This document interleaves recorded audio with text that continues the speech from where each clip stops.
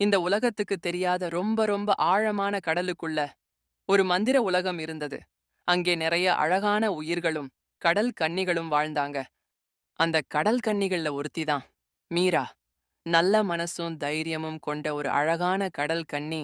மீராவுக்கு மனித உலகத்தை பார்க்க ரொம்ப ஆசை. தினமும் கடல் மேல வந்து தூரத்துல தெரியும் கரையையே பார்த்துக்கிட்டே இருப்பாள். ஒரு நாள் கடல் அமைதியா இல்ல, கோபமா மாறிச்சு. பெரிய புயல், உயர்ந்த அலைகள், எல்லாம் பயங்கரமா இருந்தது. அந்த புயல்ல ஒரு இளைஞனோட படகு கவிழ்ந்து போச்சு. அவன் தண்ணீருக்குள்ள மூழ்க ஆரம்பிச்சான். அத பார்த்த மீரா ஒரு நிமிஷம் கூட யோசிக்கல. உடனே அவன காப்பாத்த கடலுக்குள்ள பாய்ந்தாள். அவன் உயிரோட இருக்கணும்னு நினைச்ச மீரா அவன பாதுகாப்பா கரைக்கு கொண்டு வந்து விட்டாள். கண் விழிச்ச அந்த இளைஞன் தூரத்துல ஒரு கடல் கன்னி கடலுக்குள்ள மறையறத பார்த்தான். அது கனவா இல்ல உண்மையா? அடுத்தடுத்த நாட்கள்ல அவன் தினமும் கடற்கரைக்கு வந்தான். ஒரு நாள் மீரா உண்மையாவே அவன் முன்னாடி வந்தாள். மீரா சொன்ன வார்த்தைகள் அவன் மனச மாத்துச்சு.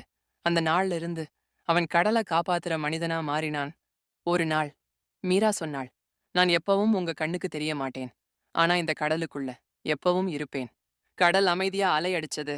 ஆனா அந்த அலைகளுக்குள்ள ஒரு நட்பு, ஒரு வாக்குறுதி எப்பவும் உயிரோட இருந்தது.